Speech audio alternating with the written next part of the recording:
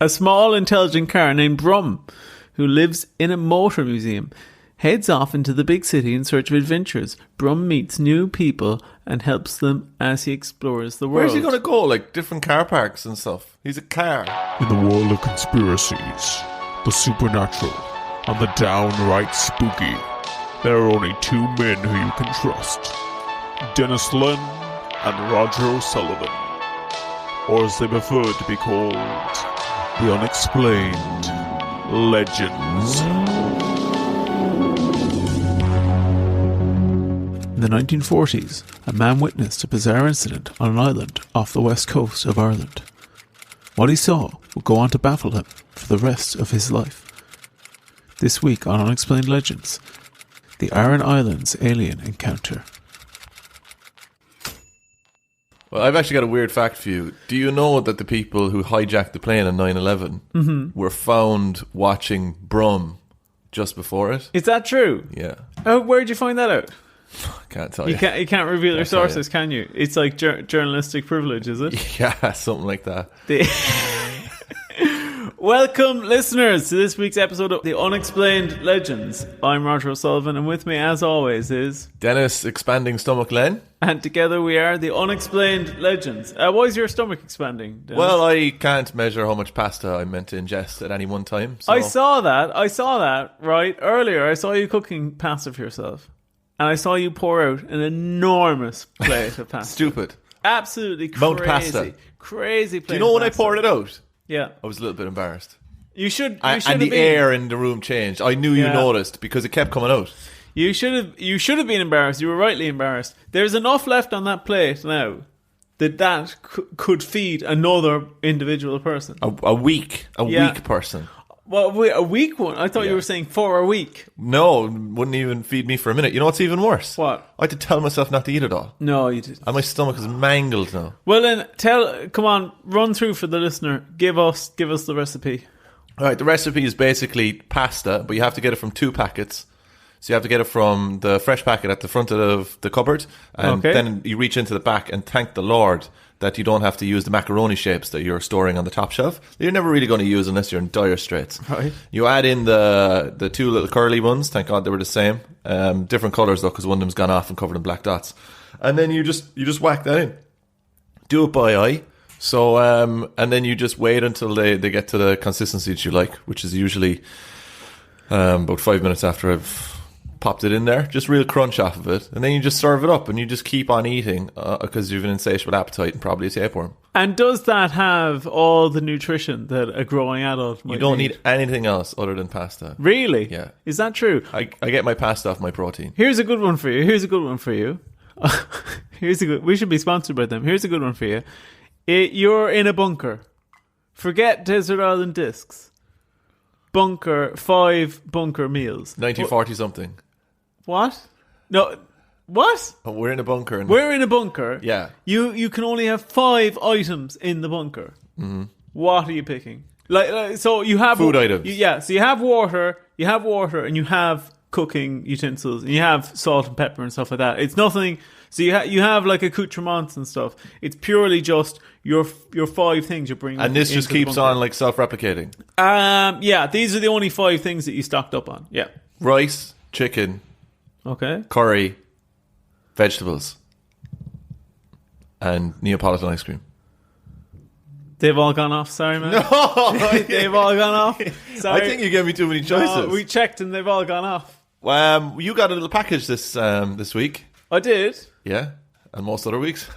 What did you get? Hey, what did you get in the door? Not at all. You want to know what I got in the door? Yeah, I got. Can I just say what you did to me though? What? So I got the package off the package man, brought it in, put it up in the kitchen. I said, I think that's like something from like might be protein or something. And he said, no, that's not what it is. And then you explained the concept behind it.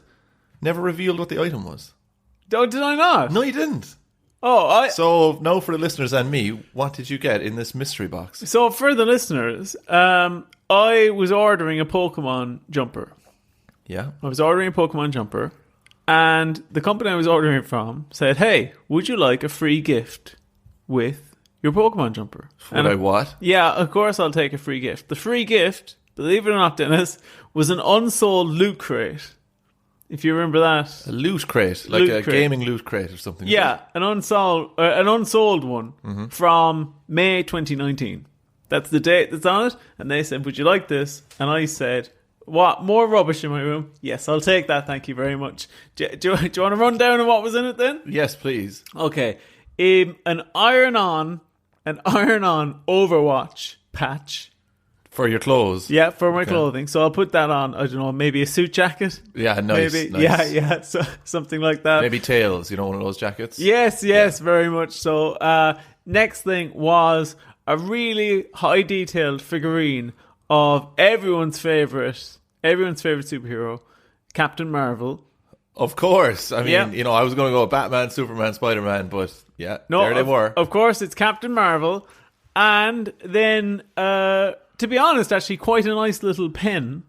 Like a... Little blue pen. No, not a writing pen. One of the pens you put to your jacket. Yeah, a quite nice one of them. That's like a kind of a cheeky banana. Yeah. That's quite nice. And then a T-shirt that no human could possibly fit in. Mm-hmm. It's like a super small anime T-shirt For childs. Yeah, and what was the last thing? Oh yeah, four individual Game of Thrones themed ice cube molds. Oh, okay. So what did the ice cubes turn out as? They turn out as the emblem of the Stark house. That's pretty cool. The Stark wolf. That's not bad. Yeah, but have you ever gone, I only want 4 ice cubes. Only 4 ice cubes, 4 tiny ice cubes. Oh, they're tiny. I thought they were going to be like the size of your hand. No, they're the size of thimbles, I would say. So what would you give that box of shit out of 10 then? Well, considering it was free and it told me it was containing £25 worth of items, I would say arguably the best part of it was the cardboard box. Ooh. I've gotten most use out of that. The rest, I think that they've done a remarkable thing where they've somehow managed to fly tip in my room. And just to go back on the banana, when you said cheeky banana, that's some sort of, that's got its dick out or something. No, he's like a banana peel. Yeah, turned. But he says what he likes. Listen, he has some opinions. I'm not going to stand by everything he says. But he just has a little cheeky smile. Yeah, he's a little cheeky smile, and he gives you an annoying look. He's edgy. He's edgy. Is he? Does he have a kind of a podcast? Does he have what kind of podcast would he have? He's the video podcast on YouTube. Yeah, and it's he brings on, let's say, alternative figures. Yeah, alternative, but not like cool alternative. More like right wing, is it? Or I won't say exactly. It's hard to tell where these people lie in the political spectrum. But they're certainly a wild ride, I'll tell you that much.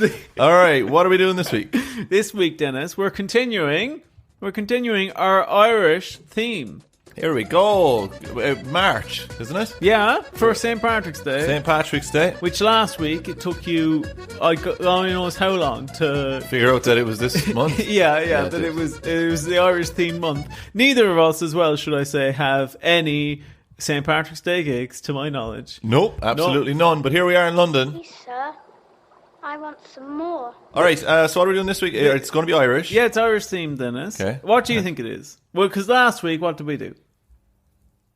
Oh, you fucking bastard! What did we do? We did the haunted house in Limerick. Yes. Okay. Jesus Christ! Are you not shocked?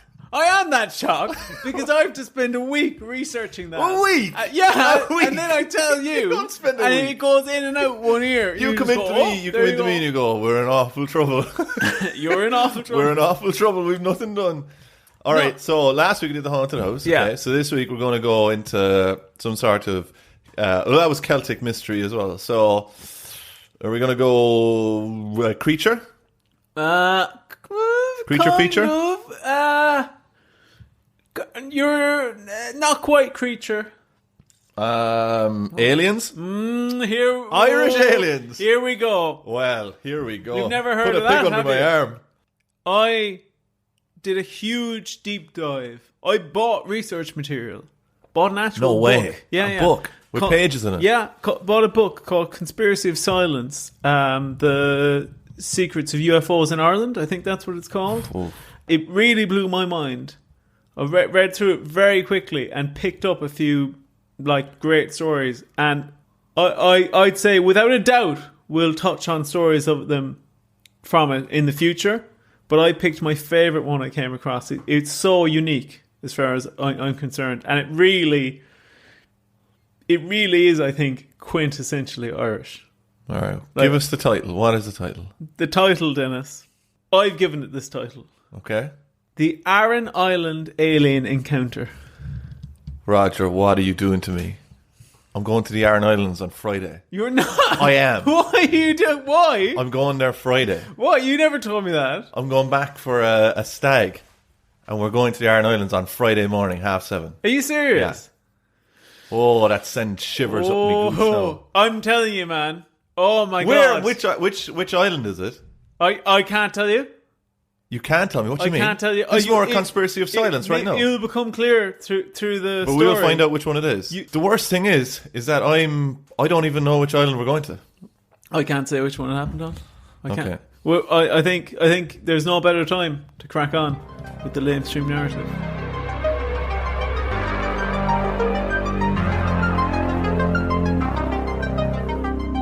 Ireland has long had an association with the supernatural. Be it fairies, ghosts, or the dreaded banshee, Irish culture and mythology has no shortage of paranormal entities.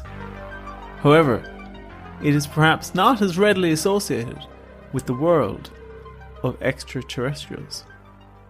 Or so you would think.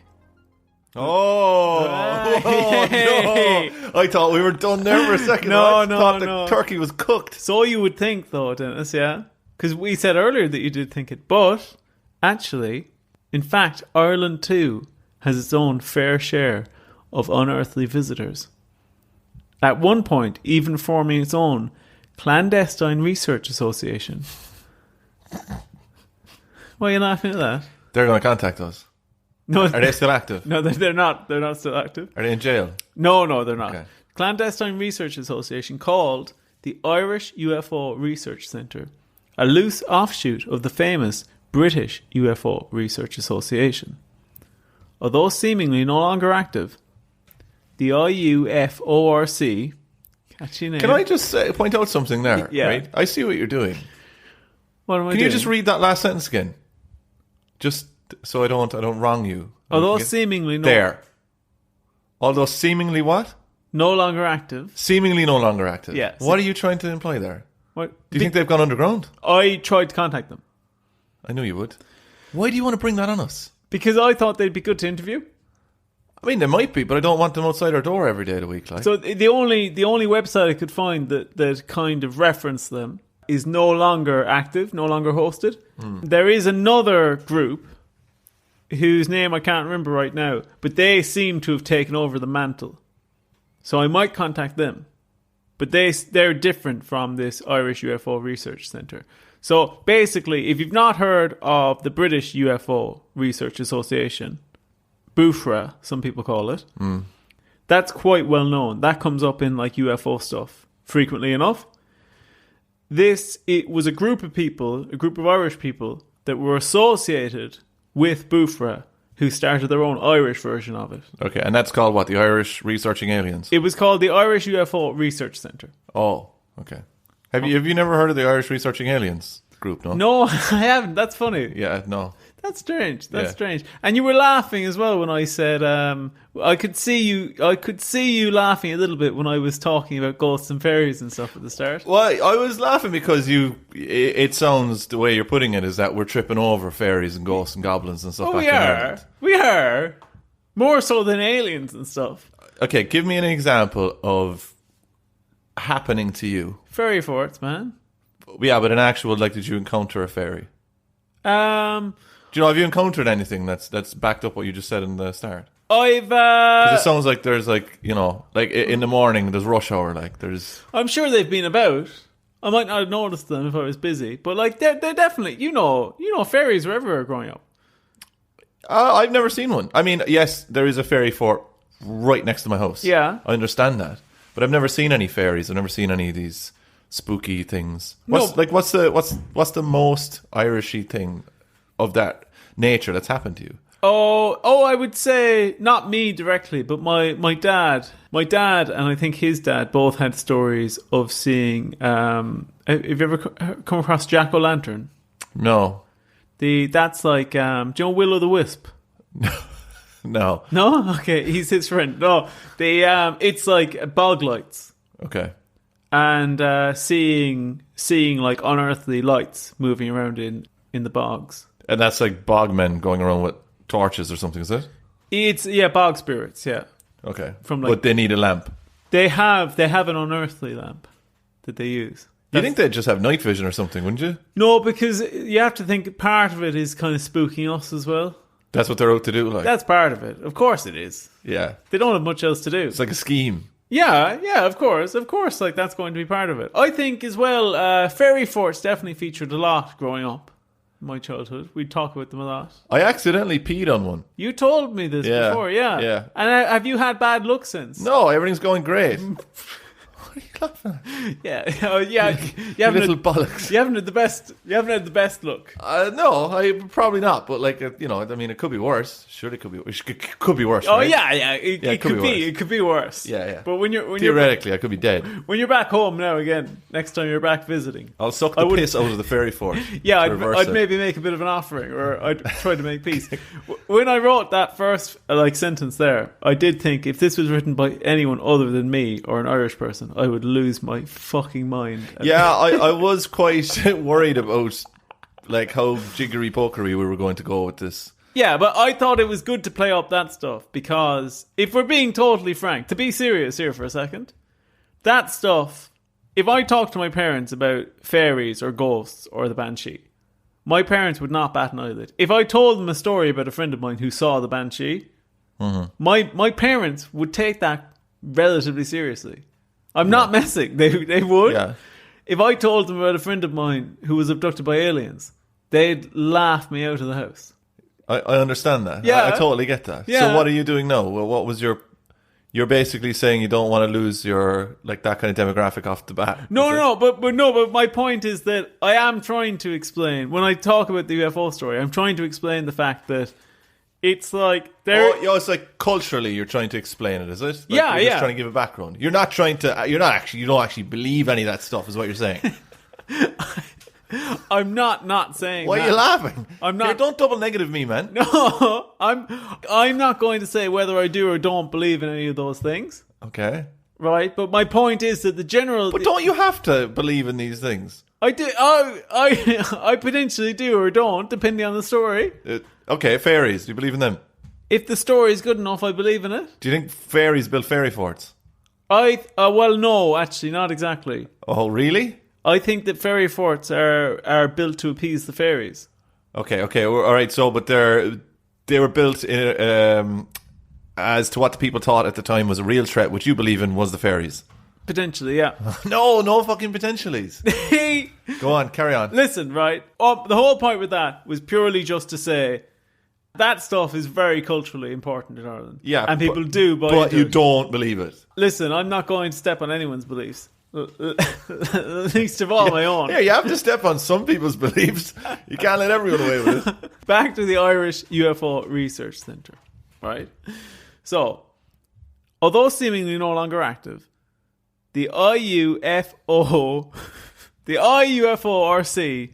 such a bad name. Terrible. It's the problem though with Ireland. Like some countries get much better time of it. Acronyms and stuff. Yeah, I is just a terrible one to start off with. So, although no longer active, the IUFORC received and oversaw countless fascinating stories. One such story being that of a young man who recalled witnessing something astounding just off the west coast of Ireland. Although he requested anonymity at the time of reporting the incident, I've given them the name Pat for ease of explanation. Okay, cool, man. What are you laughing about? No, I think that's great. I think that's really, really good. So he's anonymous in the story that he reported, right? Imagine if his name is Pat. There's such a good chance his name is Pat. Well, why do you think I picked it? So I thought it was easier to just pick a name for him and just say this is the name for our protagonist. Okay. So in December 1945, just after the end of World War II, Pat was preparing to travel to London in search of work, having found little luck in finding employment in his native Connemara. His time in Ireland being short, he'd made a point to go to a family gathering on one of the Aran Islands off the west coast of Ireland.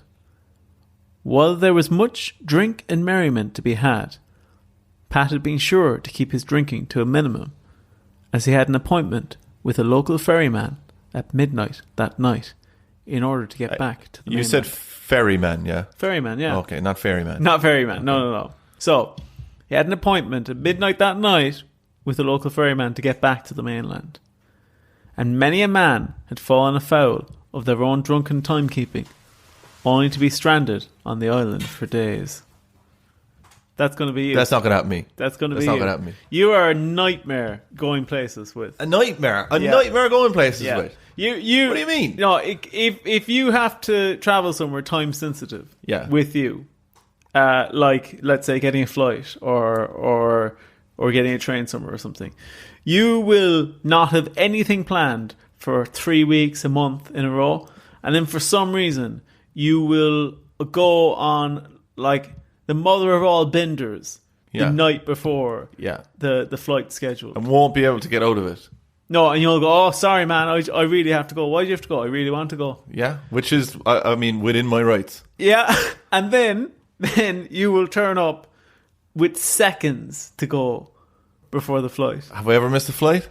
I'd say you probably have missed one, have you? No, never missed a flight. Have you never missed a flight? Never missed a flight. Jesus. What time would you be at the airport then? Oh, 2 or 3 hours beforehand. You go in, you have 5 hours beforehand. Yeah, camping out. Yeah, camping outside. Relaxing, you know. People thinking you're getting the iPhone. You're like, no, I'm just getting a flight there back to Dublin tomorrow. Meeting a few people, you know. So, do you know, if I really think of it, I'll do a bit of mystery shopping in the airport. Do you like to do that? I'll apply to do a little bit of mystery shopping. And what do you have to do? Just go in and like tell riddles and stuff, or what? No, it depends on the thing. Sometimes it's like go in, buy an item from, I don't know, Jor or something. Go in and get a breakfast from Weatherspoons. Do you have to wear like a Groucho Marx mask and stuff just so they won't know that you're like sent in there? So they don't tell you explicitly to do that, but I always feel like it helps the situation. Yeah, it really throws people off the scent, I imagine. Yeah, they really can't figure it out. Also, some of the things you'd be buying would really like confuse the shit out of them. Yeah, what kind of was the last stuff you bought up there? Oh, I had to buy a pregnancy test and a load of condoms. Yeah, and what did you have to do for the mystery shopping? Come on, boys! Come on, boys! Oh my god. So back to the story. So Dennis, right. So as midnight approached, Pat said his goodbyes and wandered to the coast to await his lift. He sat patiently on some rocks by the shoreline, skimming stones to pass the time, when suddenly a light in the distant sky caught Pat's attention. Despite Ireland's neutrality in the Second World War, the last few years had made many accustomed to the sight of an off-course aircraft passing over the lonely night sky. And so too did Pat dismiss this craft as just that. Where was it coming from though? On the west side, where would it be coming from? What do you mean? It's on the west coast of Ireland, isn't it? Yeah, flying over Ireland. Yeah, where's it going? America? No. Where's it coming from? Coming from the UK. Oh, so what? The UK? It's just flying around Ireland, is it? Yeah. Okay. So it's like flying out to sea. Yeah. So he's seeing it on land. Like he's seeing it like fly towards the island. He's on one of the Aran Islands. Yeah, looking into Ireland. Yeah, and he's seeing one come out. Yeah. Okay. Yeah, so I think that is what's happening. Yeah. No, you seem very confident that that's what's happening. Yeah, that's what's happening. I could see during that story, I could see you. I think it was at the point when you remembered you're going here soon. I could see you move forward in your seat and become a little more. Yeah, because I need to find out what island you're on. Put that to the back of your mind now and focus. I'm gonna get like full videos and everything when I'm out there. Like, okay. Just in case anything spooky happens, and we'll post them up. Okay, so Pat dismissed this craft as just typical, you know, typical shit. Yeah, typical shit, as is so often the case, until the craft began to fly in his direction. Almost certain that it was set to crash land with the beach on which he was sat, Pat fled into some nearby brush, hoping to avoid whatever vehicle was hurtling towards him. However, when the craft got closer, he was surprised to see it slow down as it began to land gracefully. Oh no.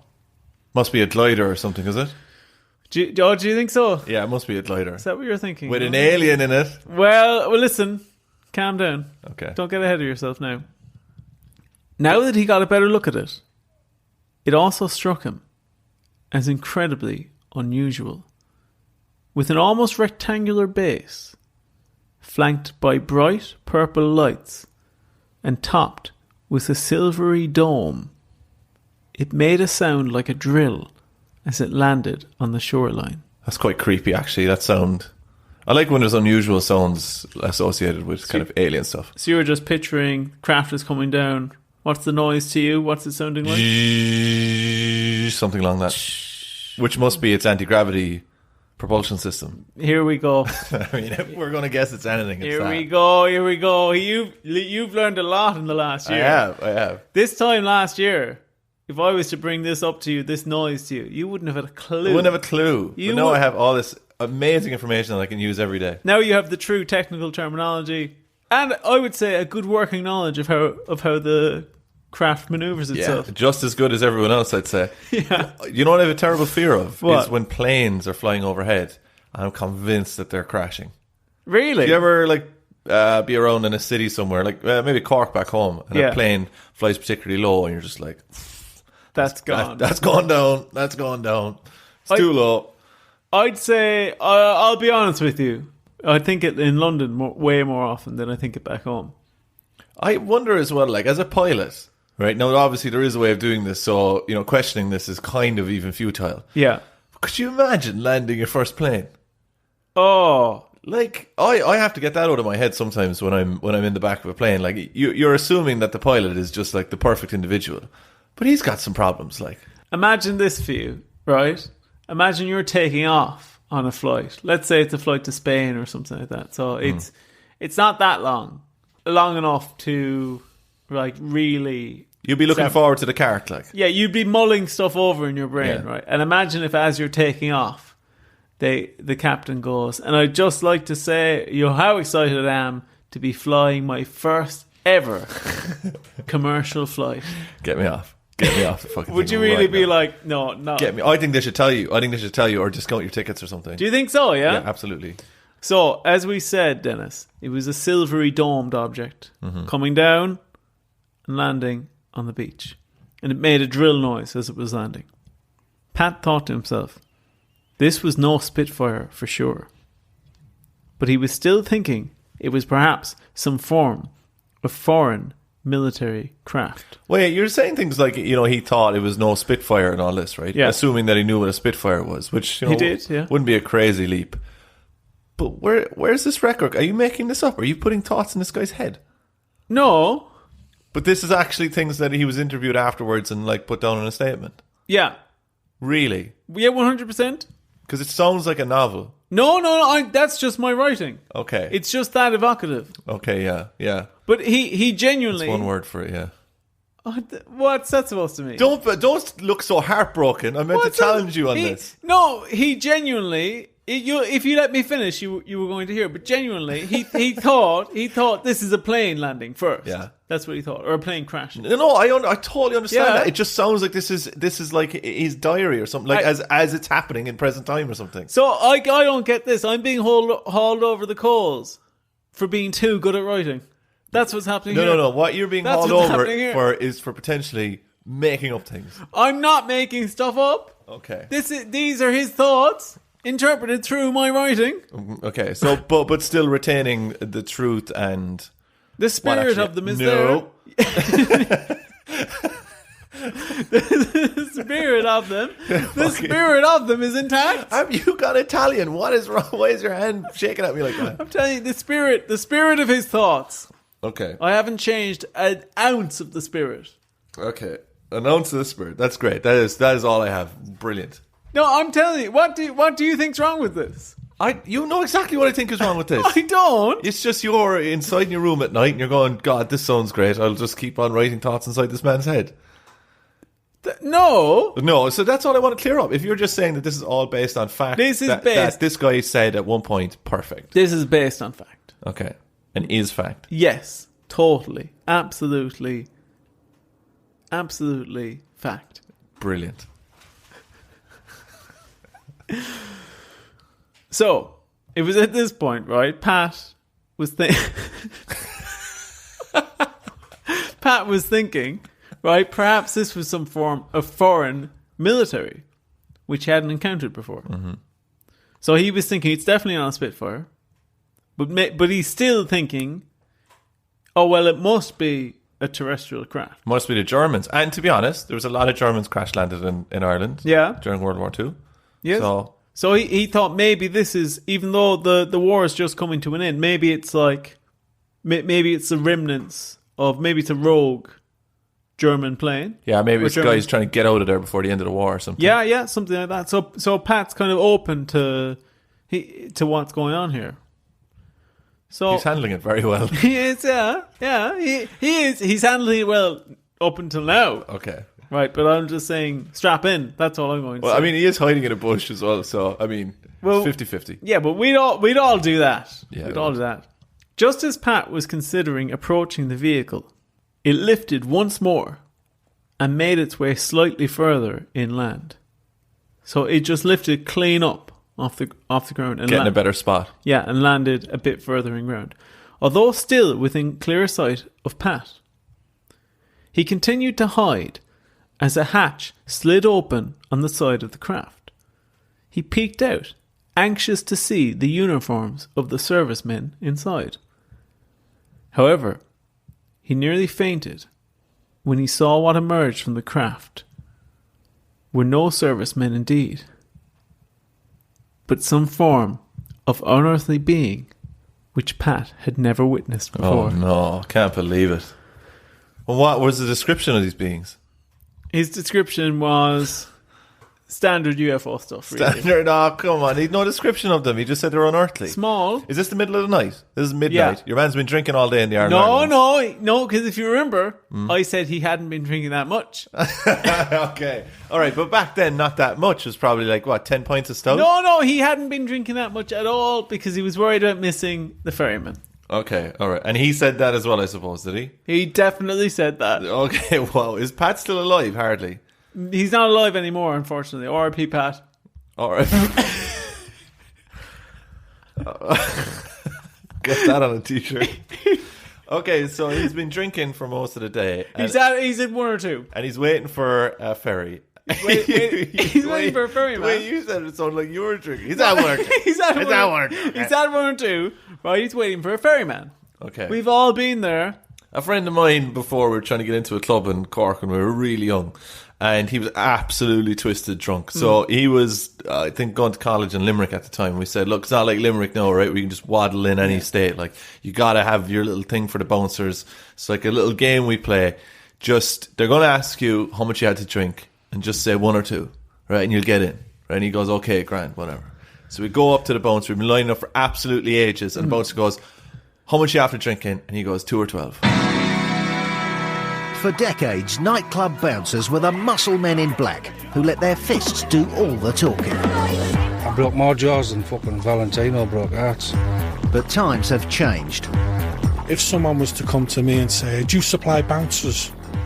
I would say no. He didn't have much of a description, if I'm being honest, Okay. of the lads. Or it was small, weirdly shaped, big heads, kind of, uniform. So people from the west of Ireland, basically. No. I think something to keep in mind as well. Something to keep in mind of his like shock and maybe difficulty in describing these entities is two things. One, like you said, it's at night. Mm-hmm. Fine. Two, this is 1945. A man from Connemara in 1945. So he may lack the vocabulary to accurately describe, like, let's say, a grey alien. But he knows what a Spitfire is. Yeah, of course he does. Okay. They were all over the news, Dennis. Yeah, but wouldn't I mean the aliens be popularised in Ireland at the time? Surely. No. No? No. No one knew about Banshees, it. fairies, and stuff like that. They're That's all it. over the That's where it place. stopped. Yeah.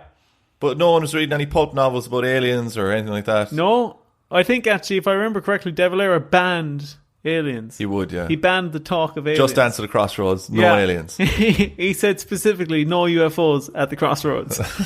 that was one of his big things. So Pat watched as the small extraterrestrials exited the craft and made their way down to the shore. Hold on, no. You're saying Pat watched the extraterrestrials. Yeah. But are we saying no, they're aliens? But he didn't. He definitively said they weren't human beings. Okay, fine. Definitively said that. He didn't have a great description of them, but he 100% said these are not humans. Yeah. But no, like if there was a murder case, let's say, right, Yeah. and your best witness, right, was a man who's been drinking all day lying in a bush. A man who's had 1 or 2 pints. Yeah. Yeah, and he's seen. Please, Dennis, don't speak ill of the dead. He's seen R.I.P. Pat. He's seen aliens. He's in a bush at night, and he's been drinking, and that's your key witness. He's had 1 or 2. He's had 1 or 2, but his wits are still there. He's razor sharp. Yeah, razor sharp. He's razor sharp, man. He knows what he's seeing. Yeah, sharp as butter. Right, so he watched as the small extraterrestrials exited the craft and made their way. And going for a few pints. Oh, shut up! That would be a great Guinness advert. That would be brilliant. Exited the craft and made their way down to the shoreline. He claimed that they began picking up bits of seaweed and placing them into beakers, as well as collecting samples of seawater into little vials. As if this wasn't terrifying enough, at one stage, unprompted, the beings both turned quickly and glared directly in Pat's direction. He claimed he knew they could tell he was there, but only observed him to see if he would keep his distance or attempt to approach them. So I'm thinking they probably have some sort of infrared vision, perhaps. Okay, fair, They can see yeah. him. Or else maybe there's a guy back in the UFO, he's just scanned the area and said, said, we've got a being. Oh, I like that. I like that a lot. I Watch reckon out, that's what guys. happened. All right, I'm about to tell you something that I read very, very quickly, and Okay. I have no idea whether it's true or not. Right, Okay, go on, so yeah. but it is kind of cool. Back in when they were making Predator, did you hear about this? No. With the Predator vision. So back when they were playing Predator, right? The Predator can see in what looks like infrared vision, Mm-hmm. but if you're in the jungle, right, where they're hunting around, everything is quite hot, so the infrared vision doesn't work. Right, so you Okay. can't pick up on just human life forms or whatever. There's just too much interaction there. It doesn't work as well. Yeah. So then in the movie, they had to come up with this other vision that was basically predator vision that would, get around this kind of this hole in the plot or whatever. Yeah. Then the US Army said, yeah, this is a good idea. We should do this. And they started developing a technology that would like work in hot places like that, but still give them infrared of human beings and whatever. Really? And this is where it could be complete lies. Okay. But the Predator drone, Yeah. that's directly named after the movie because No, of that that technology. can't be true. Yeah. Is that true? I don't know. This is what I read. I don't know if it's true or not. I haven't fact checked that. I just read it and I thought it was cool. Well, you know me, Dennis. Come back to me when you have the facts. All right, okay. I shouldn't have thrown it out willy nilly like that. Should have done my research. I don't get why do you bring this nonsense? But to I me? will say, right? Yeah. The guy who wrote it, right? He was only after having a couple of pints that day, Okay. right? He was hiding in a bush, Fine. Okay. right? And he's a reliable witness. But honestly, I did read that, so All right, well, based on the other information you gave me, I'm willing to go with it. I'm willing to believe it then.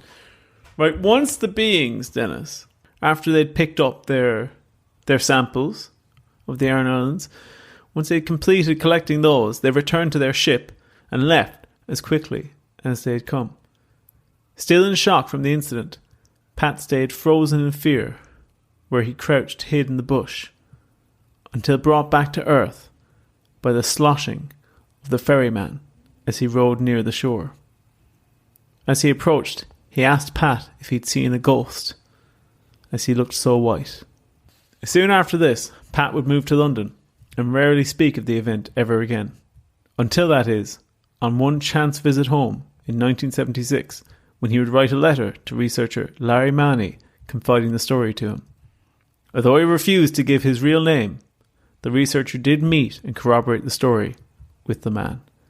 And to this day, the Aran Island alien remains unexplained. Well, have I got a surprise for you? Because I think I know what happened. You've got Pat here. I know. Pat is in here tonight. Pat! We've resurrected him. He's been melted out of his cryogenically frozen freezer place. Yeah. And he's here tonight to talk to us about the event. No, even better. Even better. Okay. I know why the aliens were there. Go on. I want you to use your knowledge that you've given me in the last 40-something episodes to figure out my theory. What were those aliens doing? Okay. And why would they land there? Why would they land there? And it's linked to another episode that we've done. A recent episode. Pretty recent, yeah. Pretty recent. Is it linked to Moutinho? No, it's not linked to the Brazilian alien. Okay. No. Okay, a recent episode. They've landed on the Aran Islands. Mm-hmm. They're there picking up these samples. Jeez. Are there any other mysterious islands around Ireland? They were looking for High Brazil. Yes! They were There we looking go. for High Brazil, but they arrived at the wrong time. There they we got go. it wrong, so it wasn't. They couldn't find it. Yeah. And they didn't want to waste their mission. And so they said, look, we'll go and take the samples anyway. I know we shouldn't, but we will because we can't do it with the cloak. We don't know where the cloaked island is. Okay, yeah. So they go down, they take the stuff, and they're like, oh my God, we've been spotted. And then they took off. Do you know what? That explains perfectly as well why they landed first. Because they're probably like, oh, the GPS says it should be here, the parking lot. Yeah. And then they move on further. Yeah, and they're like, where are the boys? Why aren't Yeah. they coming out to meet us or whatever? No, if you haven't listened to that episode, go have a listen. But it's basically about this island that appears only every 7 years, 300 kilometres off the coast of Ireland. Yeah. And I think they picked the wrong year and they couldn't land in it. And some people think that it's actually a research base for aliens and time travellers. So, I mean, come on. Most people would think that. Most I'd people, say. yeah. Most people who know about it. Yeah. So Dennis, gut reactions on the story. Gut reaction? I think there's a possibility it happened. I think that I'm going to have to wait for a ferryman next Friday. Are you a little spooked? I'm a little spooked. I am a little spooked, to be quite honest. I really hope I get out of there before it's dark. I honestly, when I was researching this, I just thought the story was so evocative of that like period of Ireland. Just the idea of somebody like that, somebody like my granddad, seeing a UFO. He would have had no conception of any of the individual elements of it. So it just blows my mind that this man had an experience like that. And, you can imagine him as well in, like, that kind of black garb, like itchy clothing almost. Yeah. And, like, big Wellington boots just going around stepping in peat and stuff. And then an alien comes down. Having maybe had a bit of poaching or something. Yeah. Or no, everyone says it's poaching when he tells them. Isn't it weird, though, with Ireland, the way that you said yourself, like, up until that point, there's no real, like, cultural... Up until that point, there's no like cultural infestation of aliens and stuff like that. So then there isn't that many UFO sightings. Yeah. But then in like America, there's loads of UFO sightings because of how culturally important aliens are. So you think that it's just people basically just imaginations going wild? Well, here's something else for you. This is like 20-something years before Roswell. So this would be his description of those kind of grey like aliens. Yeah. Like that kind of idea of them landing. When was in a ship. Roswell? 1960. Oh, it's definitely 1960s. And when did he write the letter? Well, he wrote. It's not important where he wrote the letter. No, it is but very important. He saw it. It's very important when But he wrote the letter. He saw it in 1945. But he wrote it in the 1970s. Yeah. So he could have been very much influenced by. No, but he wasn't. Roswell. He wasn't. Oh, but he wasn't. Okay, he sorry. wasn't Okay, though, okay. because it was 1945. R.I.P. Pat. But just the idea of Pat, R.I.P.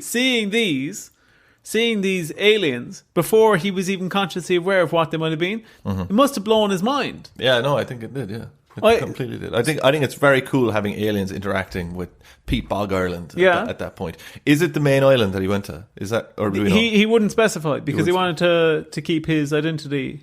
Okay, I assume it was. It's probably the main one. If there's a ferry going back at 12, it must be. It must be where they're all going out. We'll see. But Dennis, well, I'll see Friday because that's what I want to find out. I hope it's one of the minor islands. Before we wrap up, Dennis, well, I'll just run you through a few theories quickly. Do.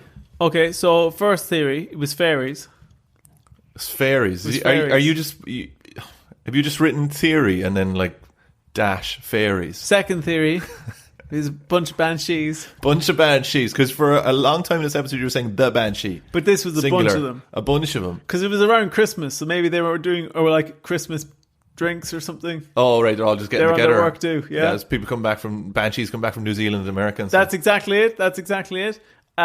Next, this is actually a theory that I've put forward, is that what he witnessed was the Bell, the German prototype. The supersonic rocket thing. No, hang on. So you're saying it's not aliens? Potentially not. Oh, wow, I didn't think you'd lean away from aliens. But what on he this. saw was this, which is a real thing that the Nazis tried to develop. What is it? It's a giant hover. It looks exactly like a bell for anyone who's Yeah, wondering. It's got loads of swastikas all over it. Yeah. And it's floating around. Yeah, so it's... Looks like kind of a short, fat Dalek. Yeah, no, it does look like that. It does look like that. So you think they saw that? Well, that's that's the theory I put forward in terms of if you want to keep it terrestrial, maybe he saw... Have they found any of those, like, were those bells found after World War II? No, just the Just the designs for them, I think. It probably dropped into the water somewhere around Ireland anyway, probably didn't make it back. That's a great one, yeah. So you think that's probably the strongest theory, though, that's the one you put forward? Well, because this is called, what, Aliens on the Aran Islands? That's just one I've introduced. But really, if I'm being honest with you, the theory I'd probably lean on most is that it's a UFO with aliens inside. So you're convinced then that it is aliens. You like the Bell one from the Germans, but you think that it's aliens. I think, hand on heart, if I think about the man that Pat was, R.I.P., I think it was aliens. And if you are out there today, Pat's family, because you know who he is, right? You probably have the letter in your possession. I want you to contact us at unexplainedlegends@gmail.com. Get in touch and tell us what a bang-up job we've done of keeping Pat's memory alive. And making up half of it. Thank you so much for listening to this week's episode. I've been Denis Len. You can find me on Instagram and Twitter and everywhere else at DenisLen3D. And over there is... Roger O'Sullivan, and you can find me at Roger O'Comedy on Instagram or at Roger O'Sullivan on Twitter. And don't forget to follow us on YouTube as well, as we're putting up a few more videos on there, and they're getting a lot of traction. A lot of traction. We're attracting a lot of new people as well. I want to say hello to all our listeners all over the world. We've got loads of Americans listening, loads of Irish people, loads of UK. We've got Swedish people. We've got some people in South America. We've got some people in Australia. We've got people in the Middle East, everywhere. And I'd just like to say thank you very much. And you know what? If you're listening on Spotify, you're listening on Apple Music Podcasts, whatever it's called, give us an old review. Yeah. You're still ticking along. We get one hero coming in, maybe every episode, just going boop boop, and then we get like 6 or 7 of them, and keep it going for us because it keeps us alive. It doesn't hurt anything. It doesn't hurt you to give us 5 stars, but it means a lot to us. Exactly. So, on the back of that, love you. Bye.